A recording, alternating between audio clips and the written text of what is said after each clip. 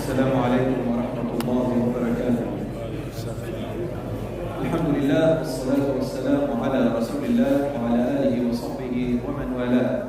My brothers and sisters, alhamdulillah, we started this series about the four great Khulafa, the four rightly guided caliphs. And alhamdulillah, we have reached towards the end now. And in this series we have reached the last part of the life of Al-Imam Ali radiallahu anhu, and we clarified a lot of the titles and clarified a lot of the situations, and we kind of set it up to where we have arrived right now. Now we say Imam because he was Imam al-Mu'mineen, he was Amir al-Mu'mineen, but we also call Ali Abu Bakr, Umar, Uthman radiallahu anhu imams as well, so we don't specify Ali radiallahu anhu as an Imam, by the way. So, just before I start, today will be the last lesson on the Khulafa, the rightly guided caliphs, because Ramadan is coming up and I've been asked to do the next three talks all around Ramadan and how to spend your Ramadan and all the aspects of it. But today, inshallah, will be the last lesson on that, and I'm not going to finish it, it's just going to be halfway of the last life of Ali radiallahu anhu. Inshallah, I'll continue maybe one more lesson, inshallah, after Ramadan and complete it. I don't want to rush it. I don't want to rush this part because it's quite important and very sensitive. Now, for some of you who are new to Islam, some of you are new to learning about religion, what you're hearing right now may be a little bit over the top for you, because it's really for people who already know the basics of the deen and they have studied a little bit of the history of Islam. And for some of you, it may not mean much, today's lesson, but I assure you, this lesson is extremely crucial, and many Muslims around the world really find this a very heated topic.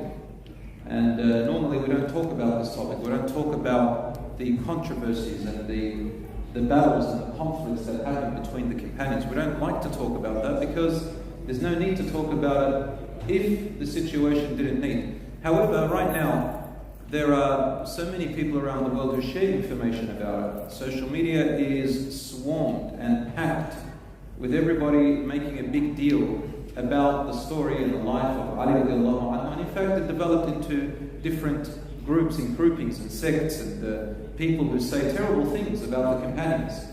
And I don't want you to fall into this problem, because we are in a social media world. Nothing is hidden anymore, which has necessitated for us to go against the norm of what the great scholars told us not to do. They told us it's better not to talk about it.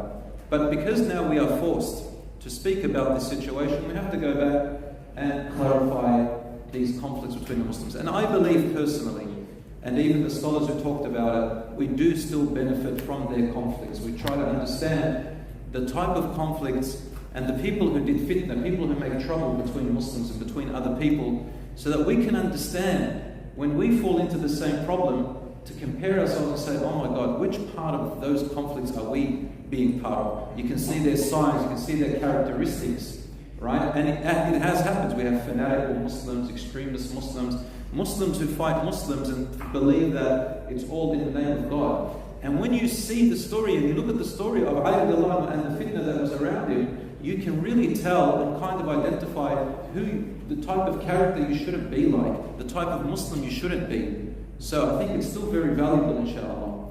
Please, inshallah, I'll stop and ask if I'm overwhelming you in this next 45 minutes. I'll give you a break and see if everybody's on board with me, inshallah. So, Bismillah ar-Rahman ar-Rahim. Today I will focus on two main events and everything surrounding it in the life of the great Ali radiallahu anhu. He is the fourth Khalifa of Islam, and in his time he had arrived in a catastrophic situation. The great Uthman ibn Affan radiallahu anhu, the third Khalifa, had been murdered and killed His wife Naila radiallahu anha was with him. They even severed her fingers while she protected her husband, and they killed him, and his blood was on the Quran, on a verse which said, فَسَيَكْفِيكَهُمُ اللَّهُ. Allah will relieve you of them. And for those of you who are here, you'll know I went through the entire story after that, and I set up the state. Can I have a show of hands who was here last week? Alright, I just want to feel confident that when I'm talking, you are with me. You know where I'm at, because I'm continuing. Okay, I don't want you to get confused.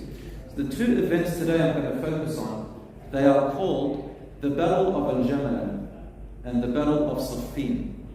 Hands up if you've heard of these two battles. I want to say just one or two people, there you go. So these two battles, brothers and sisters, believe it or not, you might not know their names, but because of these two battles, till today, there are people who say all sorts of terrible things, and they make up a lot of rumors and assumptions, which created sects in Islam, sects among Muslims actually. And it created a very, throughout history, it became a political divide, and then it became a religious divide. So the main divide, and I have to say it, the main divide is between what we call Ahl Sunnah, and so the Sunni people and the Shia people. This is very big. What I'm going to narrate to you, inshallah, I'm a balanced person by nature, I think. And when I research in a balanced way. I look at all the sides, and I pick what can be sourced and can be referenced and spoken by the well-known great scholars and historians. For example, Imam al-Tabari, Ibn Kathir, Tarikh Ibn Kathir, Tarikh al-Tabari, al-Tabarani, the great Ibn Taymiyyah. He talks a lot. Sheikh al-Islam Ibn Taymiyyah talks a lot about this thing. We have great scholars of the past that Ibn al-Athir, these are great scholars that are quite known to the Muslim world and the people who want to search for Islamic information about history. So anyway, here it goes. We said that last week we had three places that became a problem. In Medina, there was a problem. In Mecca, there was another problem. And in Asham, there was another problem. What were the problems? Just to recap. In Medina, where the killing, the murder of Uthman happened, there was a large army they call themselves the Thuwar.